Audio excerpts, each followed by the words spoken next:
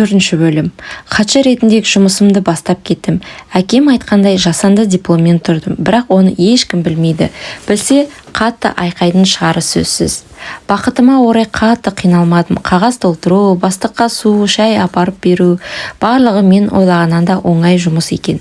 Көбісі қайда оқыдың, қандай универ, нақты қай салада деген сұрақтармен басымды қатырды. Бірақ ашып ешкімге еш нәрсе айтпадым. Қолым тимей жатыр дегендей көбіне құтылып кететінмін. Күнделікті жұмысымды бітіріп, қайтып бара жаттым. Бір көлік жаныма тоқтады. Өзі келген денелі ірі жігіт, үйіңізге жеткізіп салайын, деді. Рахмет, өзім жете аламын, дедім.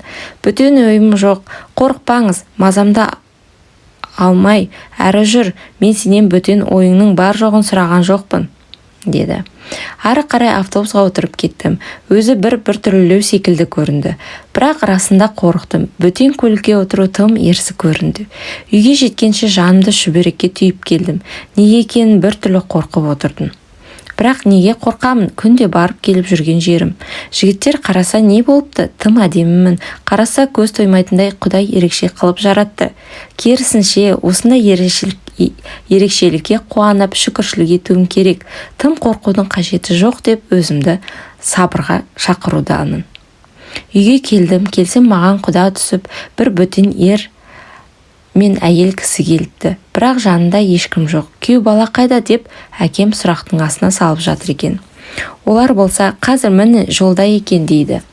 Әкеме қарап қоямын. Бөлмеңе бар дегендей басым бұрды. Дереу бөлмеме кіріп кеттім. Назира отыр екен. Одан да не болғанын сұрай бастадым. Жалғасы бар.